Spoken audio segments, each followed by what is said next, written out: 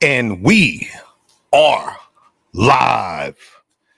Guys, of course, want to welcome you to the Coach Beast Unleashed show, where I answer all your questions related to youth football. I am super excited to talk to you guys today because, of course, we're going to get to your questions, but I got to get something off my chest. And I'm going to talk about it in a few. But before we get started, I got to say, when you are prepping for this football season, I want you to understand something. I'm kind of prefacing this for something we're going to talk about later on, is have a plan, be organized, and be prepared to deal with the good, the bad, and the ugly, because that's going to really help you and prepare you for this upcoming youth football season. And I'm going to talk to you guys about a few things you can do proactively to prepare for this upcoming season. And of course, before we get deep into this, I want to know where you're coming from, guys. Let me know your city, your state, who I'm talking to, where you're located. Let me know. Drop it in the comments. Let me give you a shout out. Also, shout out your team. What team do you coach if you are a coach?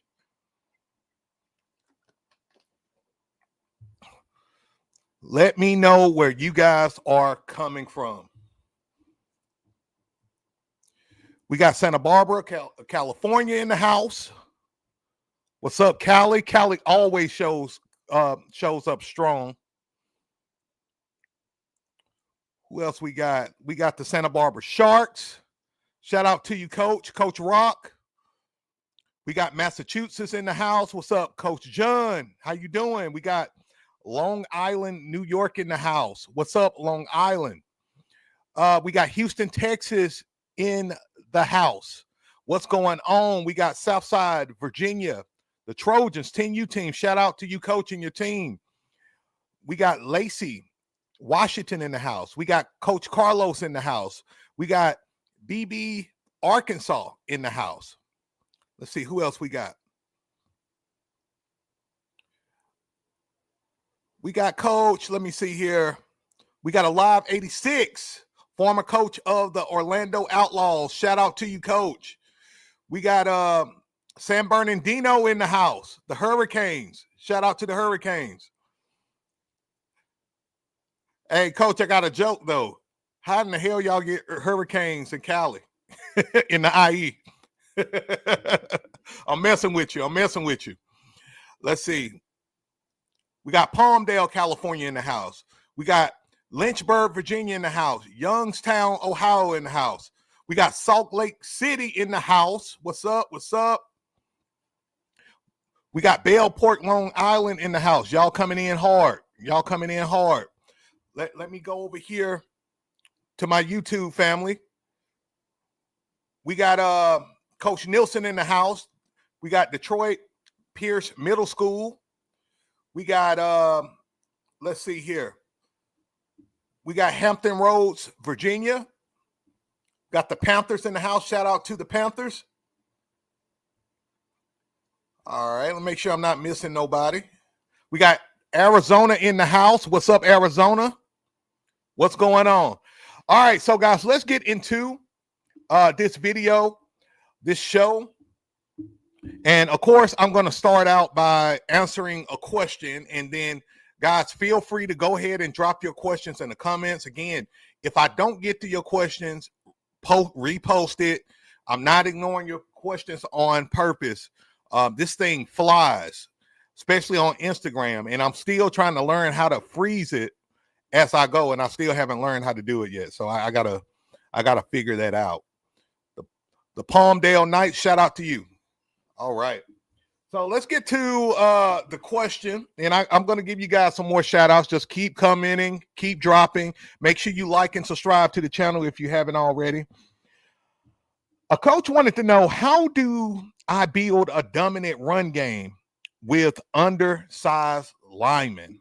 How do I build a dominant run game with undersized linemen? And That's a great question because I'm somebody who had undersized linemen for just about half, or maybe a little bit over half of my youth coaching career. And I'm going to keep this very simple, very simple. You have to develop your undersized linemen just like if you had some big monsters on the line. You got to teach them the fundamentals of blocking. You got to teach them to play physical, and you got to teach them to be consistent and play as a team. And you got to rinse and repeat that as a coach. So I'm going to get real practical with you, coach. So you want to make sure that at practice, you are repping through drills. We do a lot of one-on-one drills, right? I'm the old offensive line coach or the O-line coach for my team. So, something that I do all the time, and my big boys to tell you, and to get on their nerves, is we will rep the same drill until they are absolutely programmed on how to do it, and their IQ is increased. So, we do drills like, for example, our down blocking drill, where our kids learn how to not only down block, but the rules of down blocking, right? I will quiz my kids and and I will ask them, hey, we down blocking, you're gonna down block your inside guy, right? Well, what happens if you don't have nobody in your inside gap? What do you do next? Well, they know, okay, coach, I go second level. Climb to the second level, get to a linebacker, reach to a linebacker. So those are the kind of things in the repetition we put them in, and we will simulate things where, what if the defensive line shift? What if the linebackers shift? What if the linebackers blitz? Who you got? Who's your man?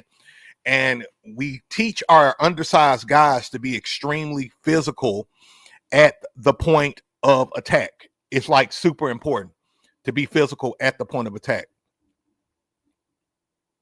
That was a phenomenal question. And it's the thing. You have to, and this kind of psychology thing, you have to make sure your offensive line has a chip on their shoulder, especially if they're undersized. And I let my guys know, look, everybody gunning for you. You got the whole city gunning for you. And I point to the north and say, hey, them Northport Wildcats, they're coming for you. Or I point to the west and say those Central Falcons, they're coming for you, or the West Side Raiders, they're coming for you.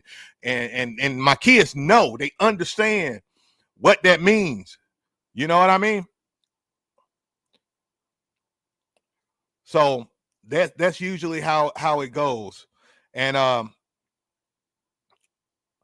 finna get ready to get to you guys' questions. I did want to really warn you guys, and not trying to scare you, but just warn you that you want to just make sure your program is organized and in order, because parents are getting worse and worse. They're getting more and more irate, more and more emotional.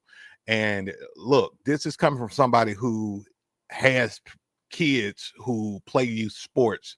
And I'm not one of those guys that I do hold coaches accountable. I want to make sure my kid is in a program where they are developing. I'm not the type of guy that would just come up to a coach or anything like that. No, not at all. But I will speak up if a kid has done wrong or something like that. But you have parents who will come to your program, and they will have the intent to have their kid as the running back or the quarterback or whatever they want their kid to play. And they're going to pressure you, and they're going to come to you, and they're going to, try to influence you to put their kid at quarterback. Look, whatever your system is and your structure, you cannot be a yes man. You got to stand 10 toes down on what your standard is in your program, your process, and how you develop your players, select your quarterback, running backs, linebackers, you name it. Right? So you don't want to be one of those people that's just like, yes, getting ran over, soft, all of that stuff. Because when parents and even assistant coaches sniff that, guess what? You're going to have a tough season, because you're going to be fighting for power and influence in your program. And of course, we don't want that. We don't want that at all. What's up, Coach Wright? How you doing, man? How you doing? We got Crown Squad in the house. Crown Squad gamers in the house from Virginia. What's up? What's up? And shout out to everybody who's just chimed in. Those that I don't see that chimed in. Shout out to you guys and welcome. Welcome, welcome, welcome. All right. So let me get to the first question here. I had a coach ask me that's on our Instagram feed. It's going so fast I can't go back to the coach, so forgive me for that. How do I feel about the spread offense in youth football? How do I feel about the spread offense in youth football? Well, first and foremost, I'm for any type of offense in youth football, okay? As long as your kids can run that system and that offense, I don't care what you run, okay? So I don't have anything against it. As a matter of fact, we run variations of spread with our team, right? I'm a multiples coach. I know I'm known for the Beast offense, thus the name Coach Beast.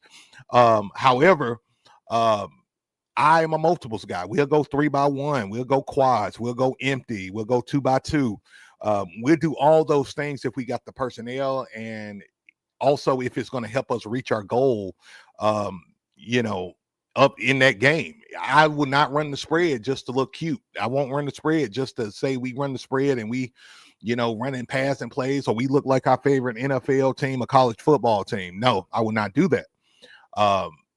However, if you got the players who can play in space, a quarterback who can manage the game, throw the ball, get it out there, running back who understand their assignment with being, multi-purpose in a lot of ways, I say go for it. Absolutely go for it. But I would not do what a lot of coaches do, which is run the spread just because it's popular. The thing about football, it goes in cycles, right? Right now the spread offense is very popular. 10, 15 years ago, the Wildcat and single wing offense was popular, and it's still relatively popular. You got some teams, like the Baltimore Ravens who run different variations of the single wing. But it's very cyclic, it goes in cycles. And that's something you got to understand. Like right now, you got a lot of coaches say, well, the Beast offense is not a real offense. Where you get this formation from, it's not fair. Well, the Beast offense has been here since 1910.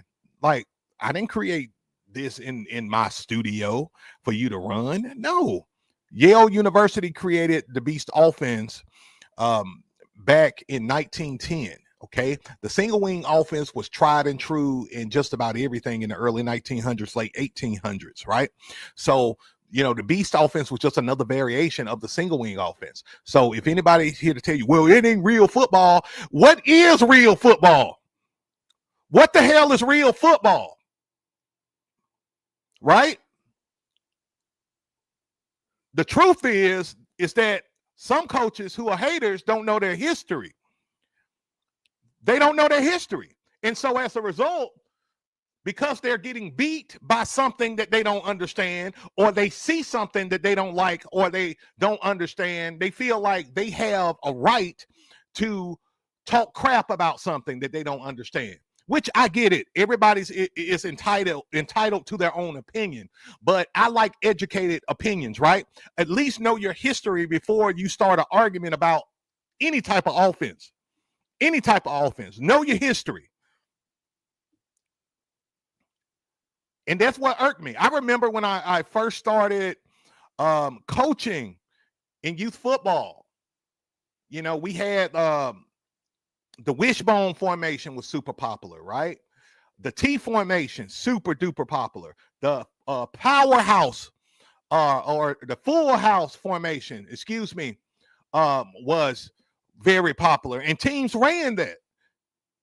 And I remember when the spread began to become popular, like in the 90s and early 2000s. And I remember the power running guys was like, this not a real offense. It's not fair. This not football. I like ground and pound. I do too. But I just understand that football cycles. It cycles. Sometimes, and usually it cycles every 8 to 10 years. Sometimes you have the NFL. Let's use the NFL, for example. The NFL may be a little bit more run dominant. Right now, it's extremely pass dominant. And I don't see that changing anything soon, right? But that don't mean that the formations of old are sorry, irrelevant, don't teach football. Teach tackling and blocking. That's football, right? Everything in between you can teach. But yeah, I get pissed off hearing coaches saying, well, it's not the beast offense, not real football, it's not good for football. Know your history. Just know your history, man. It's been here. The beast offense been here around the time that our great-great-grandparents was alive, or great-great-great-grandparents was alive. It was here before we was even thought of, before our parents was even thought of. So for anybody to suggest the beast offense is not a real formation, not a real offense, do your homework. All you got to do is Google it. Just Google the history of the beast offense. Or if you're just going to be a hater, just admit you're a hater. You know what I mean? All right, that's my rant. That's that's my monologue, I guess.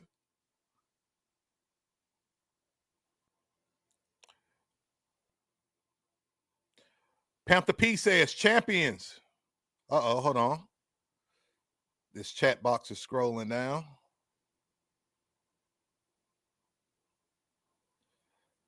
It's going so fast. He said champions. You got to be able to block. If you want to be a champion, you got to be able to block. Football is about blocking, tackling, execution.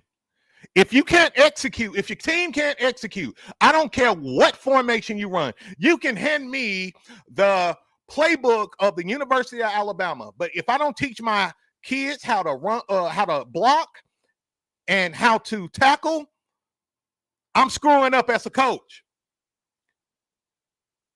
You know, sometimes we focus so much on the formation and we don't focus on what it takes to execute the formation, right? You want to put a focus and a major emphasis this year, coach, on blocking. And it took me years to understand this. I remember before games, I used to go to this Chinese restaurant down the street from my house. And literally, I was like the equalizer. I went to my same table. I got the same food. I had the same waitress.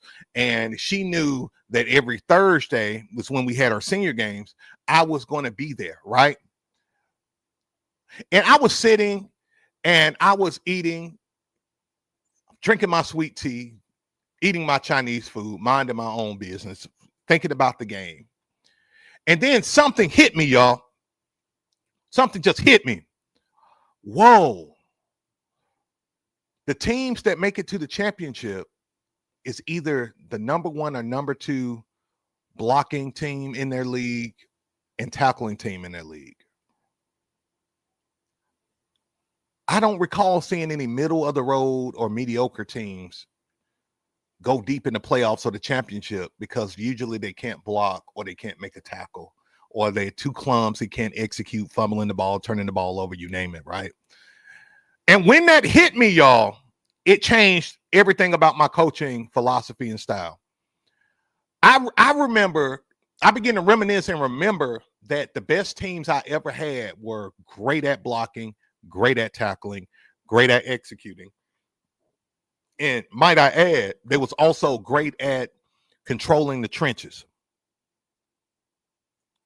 So when I figured this out, we began to focus specifically and strategically on blocking and on tackling. And then we developed formations that maximize their strengths and their skill sets. The beast offense just so happens to be one of those formations that maximizes on a phenomenal blocking team. If you got a phenomenal blocking team and you're running the beast offense, teams are in trouble. If you're running the 4-4 Reaper defense and you're able to flex into a 6-2 defense or into a 4-2-5 defense, which is how I teach it, you're going to be a tough defense to beat. You got to focus on both. You got to focus on both.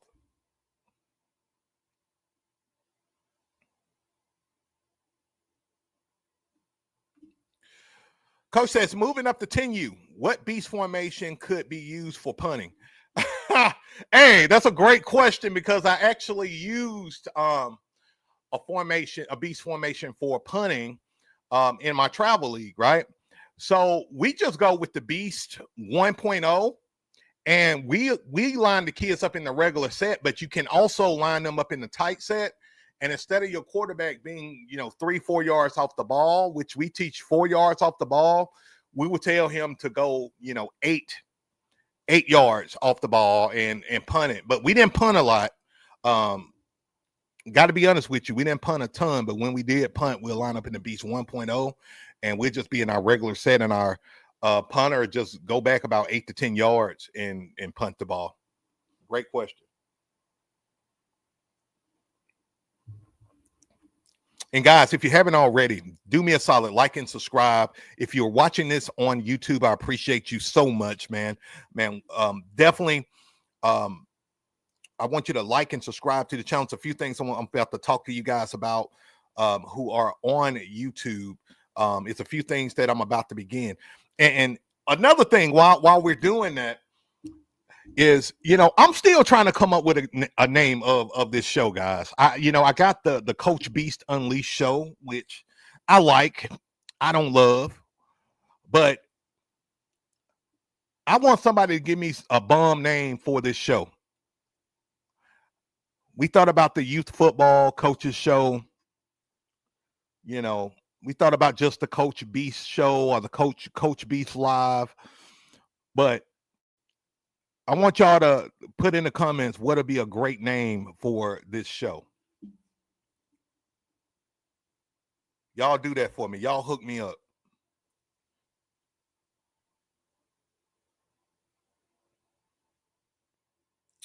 Y'all bear with me. I'm getting to questions here. See, like some of y'all, and look, again, forgive me if I miss your question. Some of y'all will message or be in the comments and say, hey, Coach, you ignore my message. No, I'm not. I just have to get through all of these questions.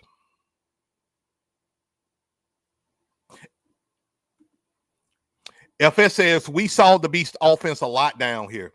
And FS is in Virginia, if I'm not mistaken. In Virginia. So, like I told you guys yesterday, you're going to see more and more teams run the Beast offense.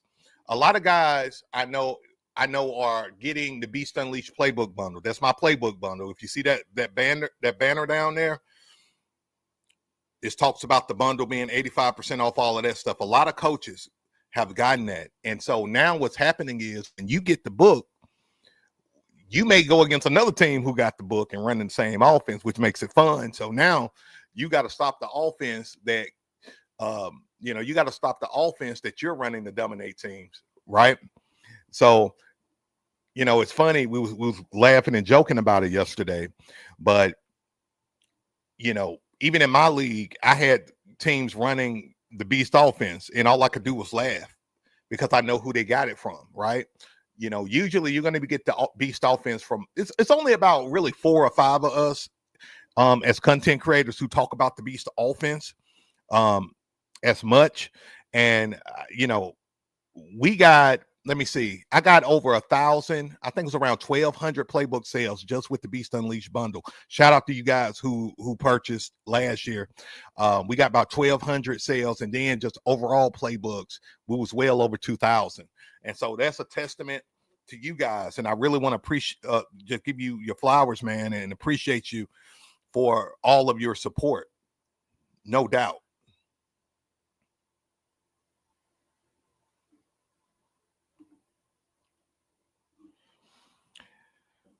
Crown Squad Gamer says, yes, sir. I'm a big fan of Coach Beast. I helped coach my first year of tackle football last year. My focus is on the skill positions. That's awesome, Coach. Absolutely awesome.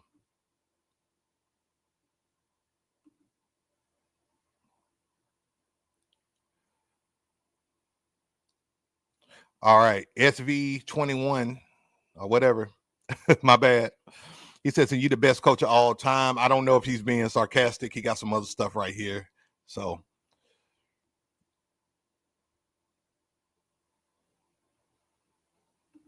okay, let's talk about it. Let's talk about it. This is the front end of the sentence. He says, "Bro, what the f you talking about? They didn't let blacks play football for generations ago." All right, let's talk about it. Let's talk about it. So first and foremost, I don't know if that's like a rebuttal or argument against what I just said, but they didn't let blacks do a lot of things 4 generations ago. But yet we still watch the game. Blacks weren't playing baseball. Blacks wasn't playing soccer. Blacks wasn't playing lacrosse. Right? Hell, blacks weren't playing basketball 4 generations ago. We have to stop making things about race.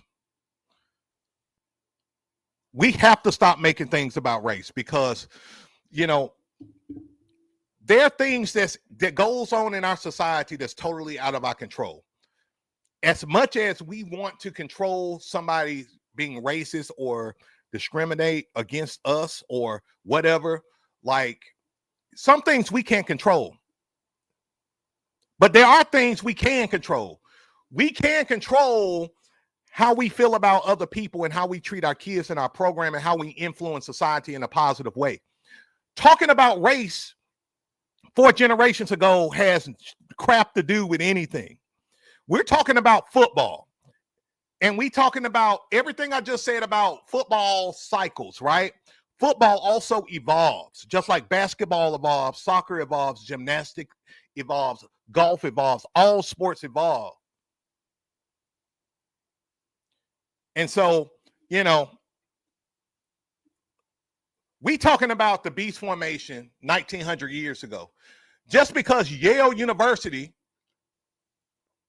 created the formation in the 1910 does not, and at that time, football and all other sports were predominantly white, does not discredit the fact that the formation is legit. That the formation is legit. That's crazy. I can go back and say, well, I'm not gonna drive my Ford Raptor out there because, you know, back in the day when Ford started, there wasn't a lot of blacks working in the plant. How stupid do I sound? I'm not gonna drive my truck. I ain't driving no cars because, you know, 4 generations ago, you know, blacks weren't even driving for real. We couldn't even drive. Does that mean I don't drive? Because back in the day it was different. A lot of things was different back in the day. We just have to get a life.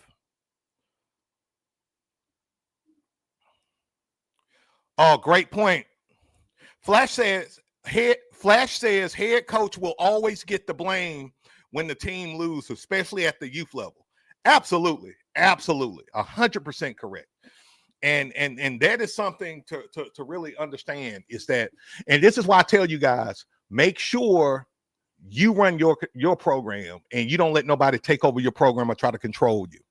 Okay, sometimes you have to be the asshole. Okay, because you will have people, and I'm telling you from experience, because when I started coaching, I was 20 years old, right?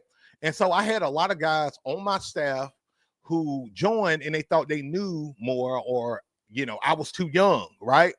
And you will have coaches who try you and who will try to take over your program. But this is the thing. Everybody got something to say when you lose. When you win, everybody shut up. When you lose, that's when a lot of people true feelings and emotions come up, guys. Is that you're going to start getting questions from your assistant coaches. You're going to start getting the parents coming to you talking about, you know, things that could be done better, or this is my suggestion or recommendation. At the end of the day, if you win it all, you're going to get some congrats. If you lose them all, you're going to get some hate and you're going to get a lot of fire. Hell, we were undefeated 13-0 And I never forget, I got parents come to me trying to draw up plays because they didn't like the beast, even though we're beating teams by 30, 35 points. They're coming to me like, Coach, what if we run this? What if we run? We're 13-0 and we're beating teams by 30, 35 points. Games are ending in the third quarter. See, the issue was the parents want to be entertained. Our team want to have fun and we want to win. I love boring games. I'm notorious for this. I love to have boring games. When Nick Saban was at Alabama, one thing that Alabama fans complained about was, oh, these Bama games are boring. They blowing out the team in the second quarter, third quarter. It's not fun to watch. Well, I like my games to be boring like that too. I like to be up 35-0. I like to be up 21-0 in the first quarter. And I like the game to be over by halftime. Does that make me wrong? Of course not.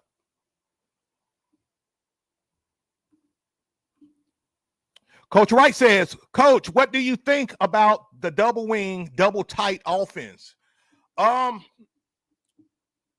Great question, Coach. I'm all for it, man. We ran double wing for like 2 years, 3 years. And I really enjoyed it. We ran the double wing actually before I started running the beast offense. But like I tell, you guys, and I like to be straight up honest, the reason why I started running the beast offense was because the double wing offense wasn't working for us the way I wanted it to. I'm an offensive minded coach. We was averaging about 14 points per game running the double wing. I wasn't happy with that. I want to always get to 21 points because statistically speaking, your chances of winning the game go up to about 90% if you are the first team to score 21 points. So we like to get to 21 points as fast as we can, right? So, the formation was great, but the beast offense for me was better because we have more blockers out of the point of attack. We dared teams to stop us, and we didn't have to do so much misdirections and things of that nature, that comes with the double wing. I love the formation, and I'm not saying that the formation won't work for you because it's tried and true formation. It works. But hands down, the beast offense was the best formation that I've ever ran in my 15 years of coaching, just because you daring the defense to stop you. And unless that defense is just better than you, can penetrate better than you, have better gap discipline than you, you're gonna have a field day out of the beast offense.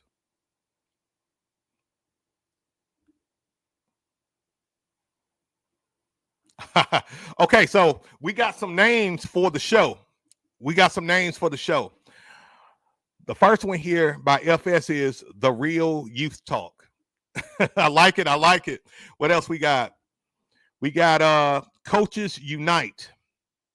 I like that. Coach Beats answer questions live. I like it. Let me see if we got anything else here.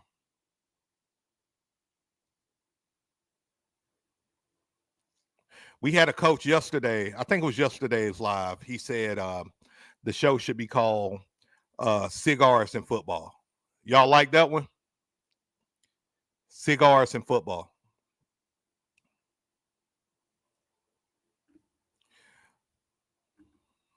Wes Ramirez says, what do you recommend as far as the size of a playbook for a 13U team? Should we have multiple looks?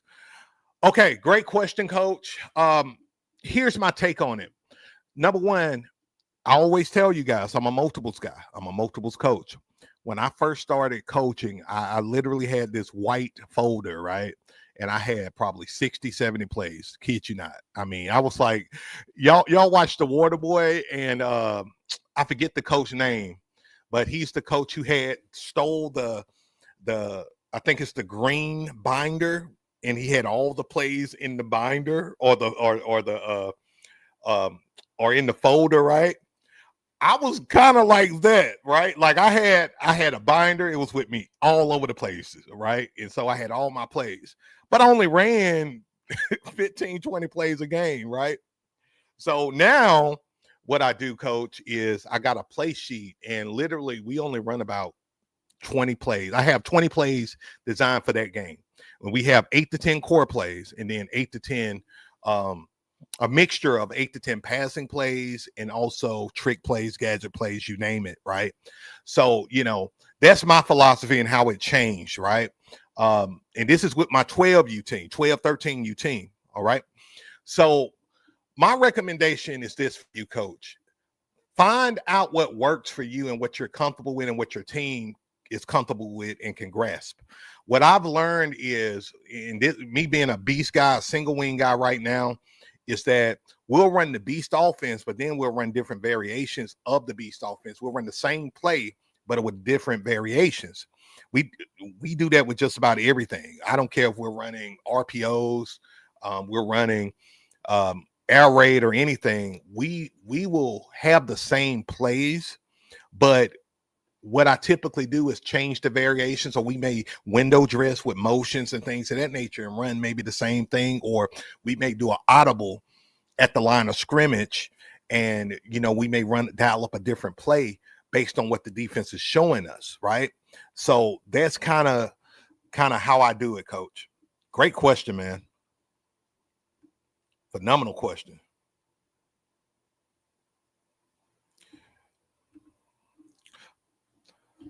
Coach MC says, how do you feel about one-word play calls or using a number system for your play call sheet? Another great question. For me personally, coach, I use the numbering system most of my coaching career, okay? However, what I learned with the group of kids, generation of kids we got now, at least, that have been on my teams, they like, different code words or one words, right? Or one word plays, right? If you guys notice, like on my playbooks, especially like with the beast offense, you'll see A train, B train, C train, D train, right? And those alphabets just mean the hole that they're going to run down. I know that's defensive terminology, but the kids grasp that alphabet system, right? And I do teach the numbering system still. So like, if we say C train, they know they're going to go through the 6 hole, D train 8, B train 4 hole, A train 2, right? So my kids still know it and they grasp it. But what I learned is they really start to have fun when they're able to put their own like spin on it. I got the A train, B train, C train concept from when me and Miss Bees went to Chicago, and we took the trains, and the trains, of course, have different routes to the city and different locations and take you to different locations you want to. But I was like, man, you know what? My kids usually like to use anime or some simple like that to remember something. So I was like, okay, A train, B train, C train, D train. This is very similar, to how they learn and grasp things with these one words. So that's the way we do it. That's the way we do it now. And they love it.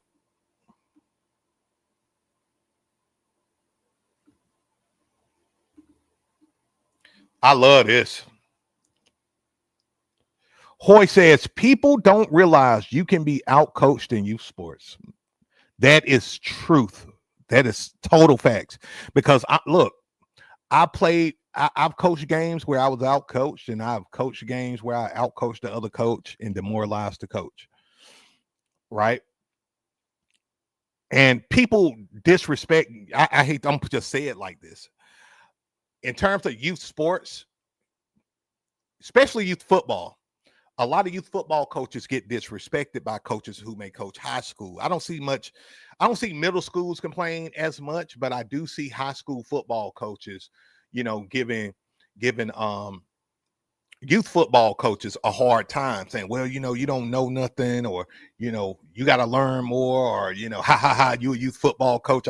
That gets under my skin, because like a lot of youth football coaches are highly successful people. And we coach to give back. That's one of the reasons why I coach. I coach to give back. I own my own business. Before I own my own business, I worked in corporate America. I got a bachelor's degree in human resource management and business. like a lot of the youth football coaches I know, especially the ones who are really good coaches. And guys, my cat is over here like jumping on the curtains. So if I'm looking over here getting thrown off, y'all know what's up. But a lot of the coaches I know, man, are business owners, multi six-figure earners, seven-figure earners, millionaires. Coaches I know are firefighters, police officers, former military, like they family men. They are dudes. They are successful dudes. So for any high school coach, ego-driven high school coach, I don't really get this problem with a lot of my college coaches, but I see it a lot with high school coaches. A lot of youth football coaches know more than some of these high school coaches out here. I've seen it. The only reason some of these guys coaching high school football is because they got a teacher's job. And we love our teachers. Don't get me wrong. We love our teachers, right? But a lot of these coaches are only coaching because they got a teacher's gig and they want that $6,000 stipend. But guess what? There are a lot of youth football coaches who are better off youth football coaches because they're making more money and they're spending more time with their families, and they prefer that. My daughter is down here.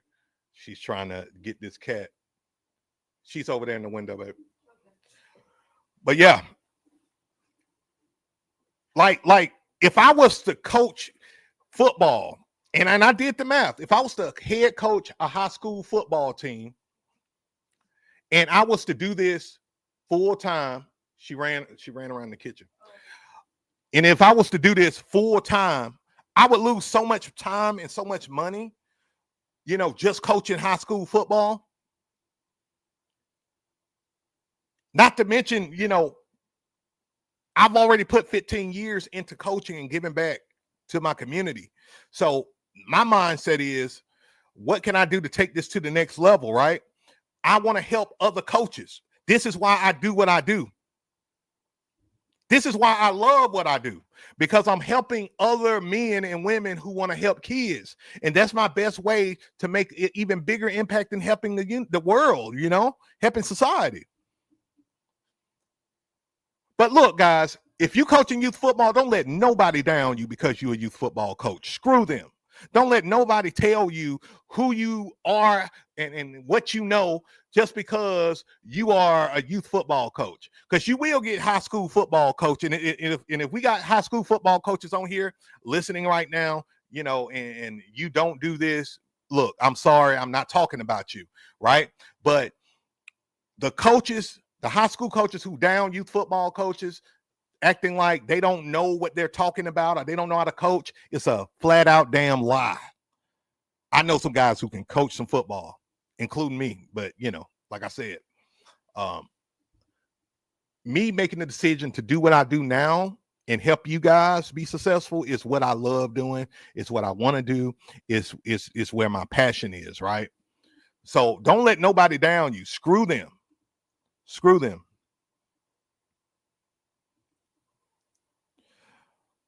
I got a coach who want to know, where am I from? I am from Alabama.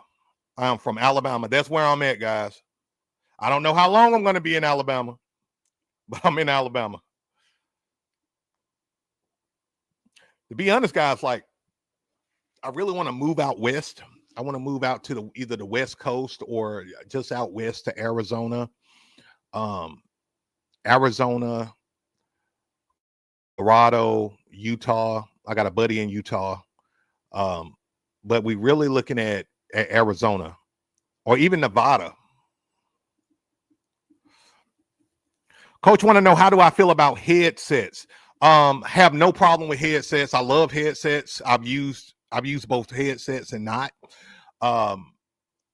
With my system, the headsets were for the coaches. Of course, I didn't use them to like relay stuff to the kids. But really, it was unnecessary. It was more like a luxury for us. But I like headsets, man. I got my Cali people saying, come to Cali. Come to Cali. Hey, guys, I'm telling you, I've been thinking about Cali so hard.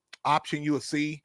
Check it out. I got 3 different tiers that you can join with the War Room Coaches community. We got the Warrior tier, we got the Commander tier, and we got the Chief tier.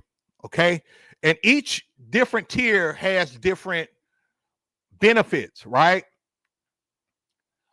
We're even beginning to put merch out there, guys. Once you join and you select your option, we're going to create a custom shirt for you with your name on the back that represents everything we're about with the War Room, about making youth football great again. So if you guys like the lives that I do, you're going to love the War Room, because you really get to know me, know what I like, what I dislike. You're really going to get the access to me that you want to answer, that mentorship, to answer any questions.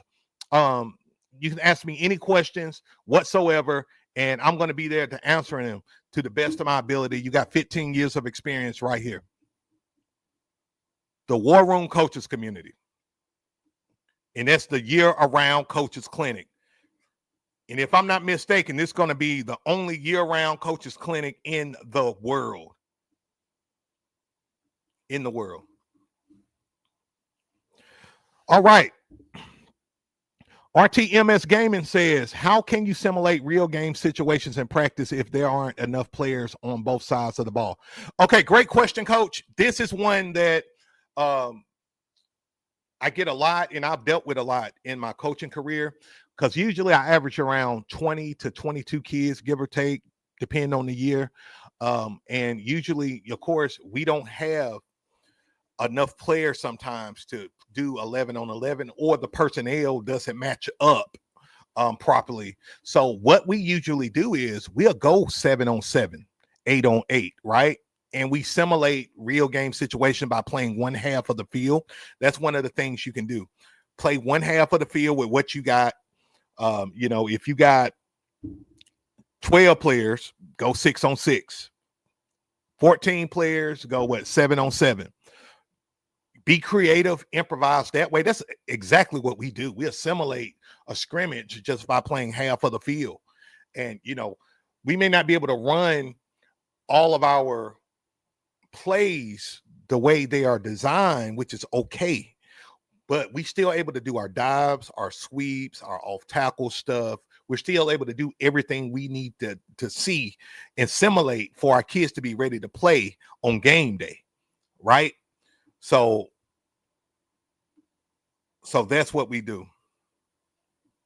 Yeah, Miss B said says Chicago is one of those areas that give us a lot of love. Like, Chicago is probably the #1 city in the country that gives us the most love. Like, my Chicago people, shout out to y'all, man. Love you guys. Y'all show us a lot of love, and we're planning to head back up there soon. But my West Coast folks, man, y'all saying Cali, okay. My California folks, y'all saying, we need to consider moving to Cali. Y'all need to throw some cities over there, man. Let me know.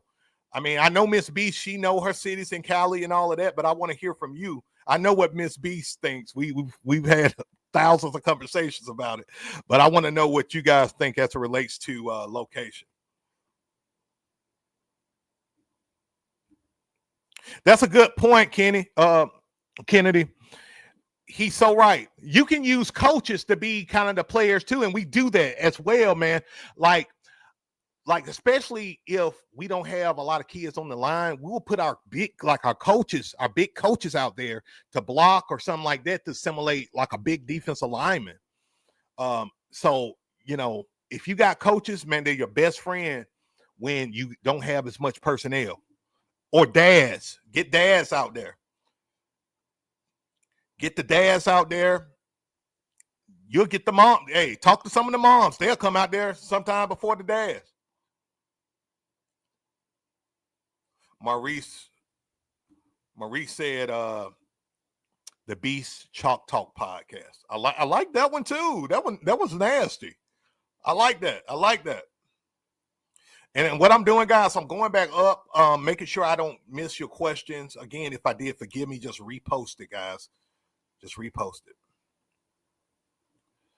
All right, let's see.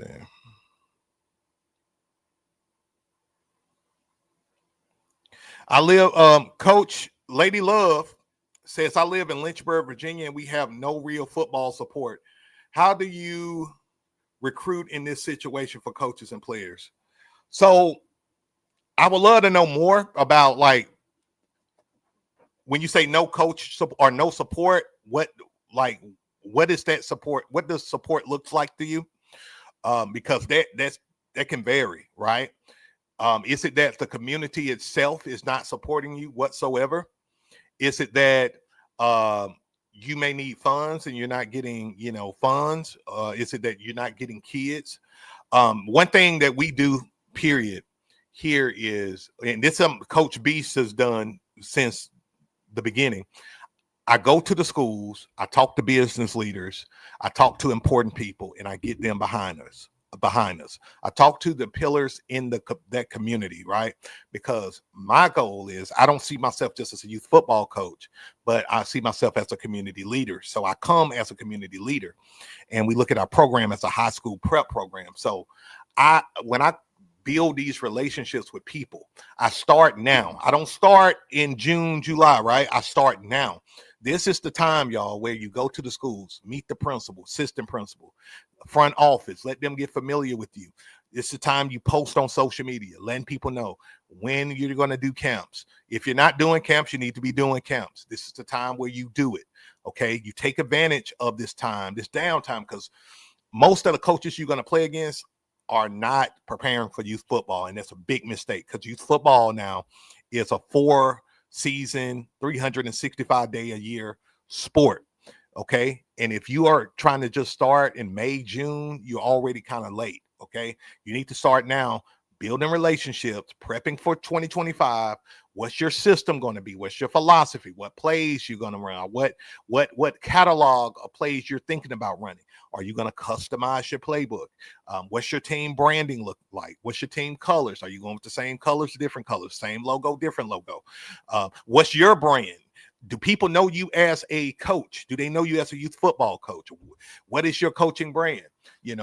Like, everybody know Coach Beast and Miss Beast. That's our brand. Of course, that's not our real name, but that's our brand, right? What is your brand? What is your coach name?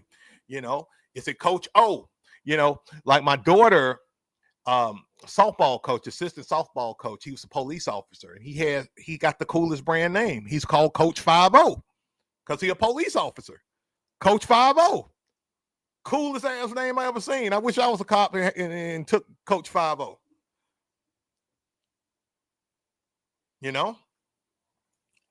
So, like, focus on your brand. It's one of the most unpopular youth football topics that I talk about, but it's the most important, one of the most important factors of having a thriving long-term program, where you are not only growing your youth football program, but you're growing your own personal brand, and you're creating opportunities and value from yourself. Because, a lot of people don't know, I won an award from ESPN for being a youth football coach. You never know who's looking. I show the check sometime. It's in my other area of the studio, but I won a $35,000 grant via ESPN and State Farm because of what I do as a youth football coach in the community. I don't just focus on football. I focus on branding my program as the go-to program if you want your kids to be successful academically, if you want your kids to develop, if you want your kids to have playing time, if you want your kids to look good, but you want your program to be classy, top-notch, high level, high standard. Every youth football program is not like that in my area. Most of them not like that at all. That's the point. You want to stand out and not blend in as a program. You want to create a program that stands out. When I tell people I want every boy and girl in my program to be phenomenal people, not just good people, but phenomenal people, I mean that. And every aspect of our program has a framework that creates that expectation and executes on it. So what is your brand? What is your brand name? It just better not be Coach Beast. What's your brand name? Who you're known as? Kennedy says, I'm Coach K-Dog. I'm gritty as a junkyard dog, according to the kids and the parents. I love it. I love it. What's your brand name as a coach? Who are you? You know, some coaches go Coach O, you know, if their last name begins with O. Coach G, Coach whatever. And you may have to think about it, but think about it. Don't, you know, if your name Todd, you know, you may not want to start, you know, hey, I'm Coach Todd. You know, if you Coach Brandon, hey, I'm Coach B. If you are Coach Todd, hey, I'm Coach T. Right? It's better than Coach Todd. I know Coach Brandon catchy a little bit. It's coming. But Coach B's got a little swagger to it, right? That's how you do it. All right, let me see here. I'm getting to y'all questions, man. Y'all cracking me up on IG. Coach said we develop consistent tacklers. That's awesome.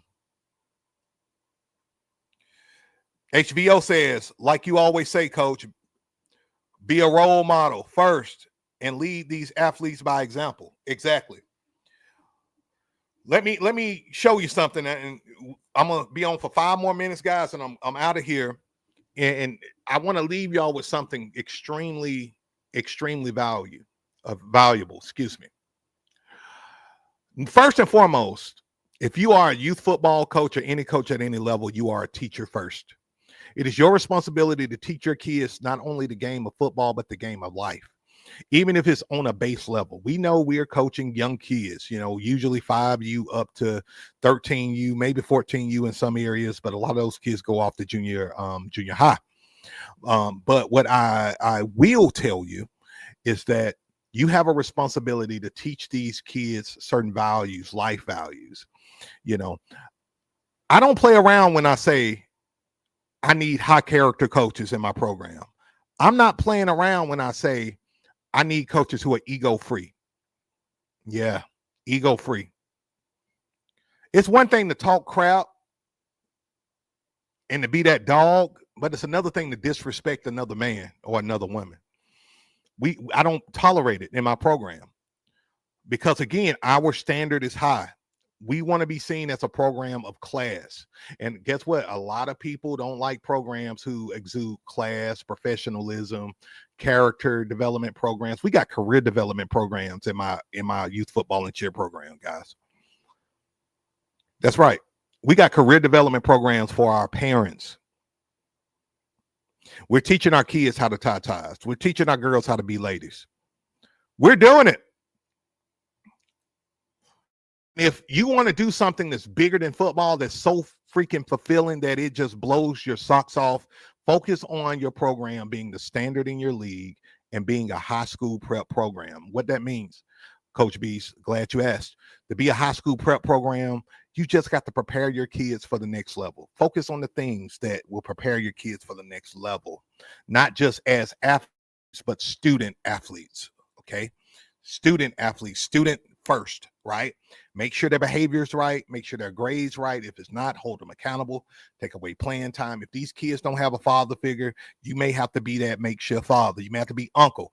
I tell people, my kids see me as like uncle, OG, and when I was at the time, 30 and kids, calling me uncle and OG, I'm like, man, I'm too young for that. But now I get it. I'm about to enter my 40s in the next few years, Lord's willing. And my kids see me as uncle, and I take pride in it. Me and my coaching staff are, some of the few positive male role models these kids have. And you got a responsibility to be there for your kids. If you're a female coach, same thing. Some of these kids got crappy moms, if they got a mom at all. and they need you, you know, to step up and do what you need to do.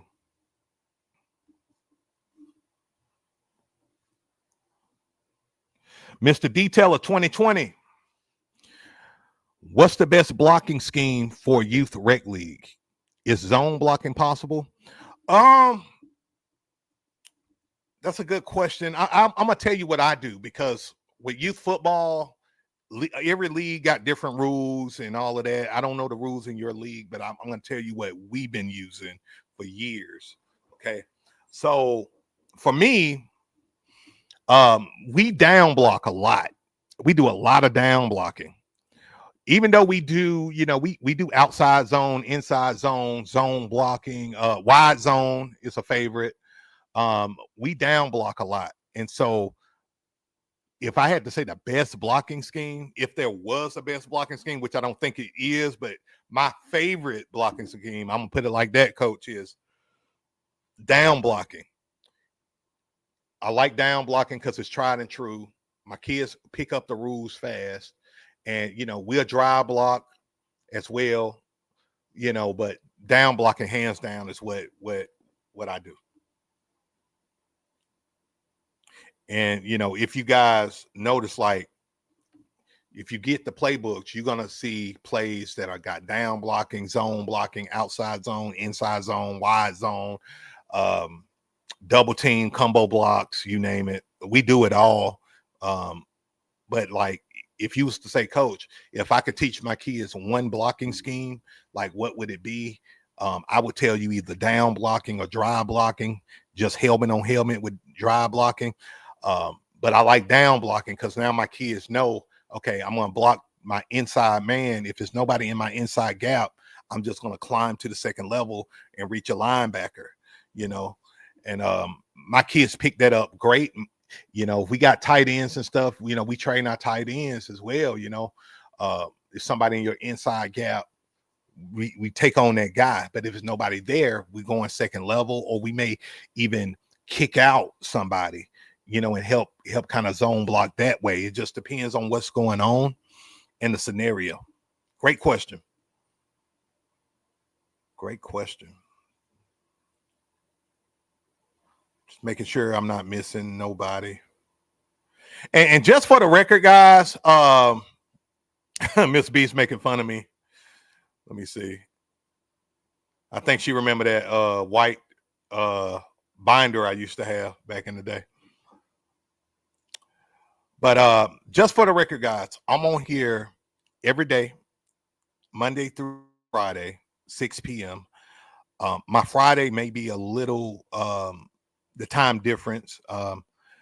Usually I'll jump on around 7 p.m. Central Standard Time on Friday, 6 p.m. Central Standard Time, Monday through Thursday, unless, you know, something happens. And guys, look, I'm here to help you guys win.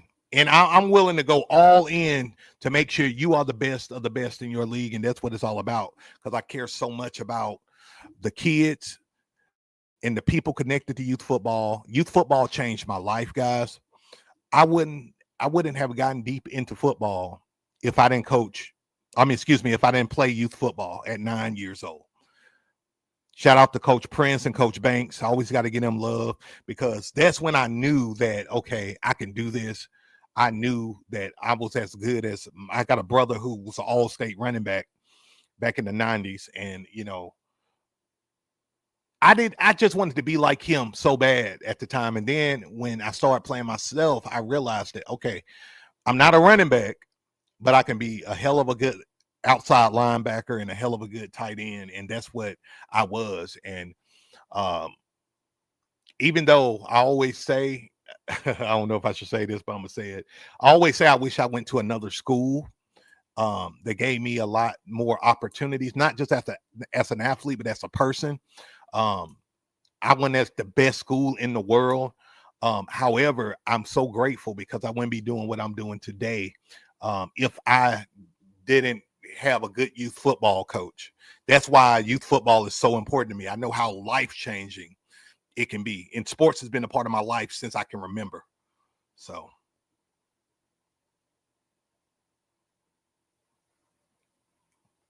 Oh man, I wish I can highlight this one. High and Mighty says, I'm going to advocate every line I join. Get the 16 pack. You won't be disappointed. Shout out to you, coach. He's talking about the Beast Unleashed bundle. And look, I'm here to tell y'all right now it's 85% off. You get all my playbooks. You get the Beast Offense 1.0, 2.0, 3.0. You get all of it. And probably tomorrow I may do a little run through of a lot of the playbooks. Would y'all like that? Would y'all like me to do a run through tomorrow of some of the playbooks?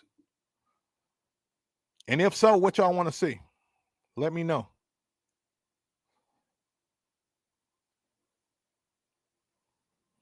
And while I'm trying to find, it's a question I missed here. I'm trying to find it. While I'm doing this, if you're on YouTube, man, hit that like button, subscribe. It's helping me really get out. Y'all know my goal on YouTube is to get to 100,000 followers. But more so, I want to reach as many coaches as possible. On IG, guys, if you're not following me on YouTube, do me a solid. After this live is about to end in about 2 minutes. Do me a solid. Go to my YouTube, Dominate Youth Football, and subscribe to my channel. We're going to make youth football great again, and I have no doubt about it. And I really appreciate y'all. But I see Pelham, Alabama here. Do I see Pelham, Alabama? Anyway, you know, I really want. And I see it plain as day, guys. I dream of this. Like I see youth football, leagues in youth football having programs that are making major impacts in the area. I'm talking about kids not only playing the sport they love, but they're looking good. They're improving in their grades.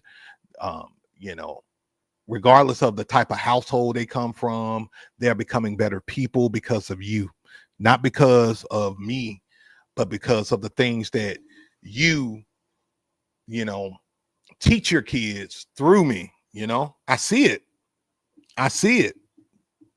And when I see that, what it does is it makes my job a lot easier, because now all I do is tell you everything I know. I answer as many questions as I can. You know, I try to help you the best way I can, because I didn't have mentorship. I didn't have a real mentor, y'all. I had to learn a lot of this crap on my own, the hard way. You know what I'm saying? And so you got somebody, like I didn't have a Coach Beast when I first started, but you do. Take advantage of me. not take advantage in a negative way, of course, but take advantage of my knowledge and my resources, and I'm here to help. All right. All right, guys, that's it. That is it for this show. Making sure I didn't miss nobody.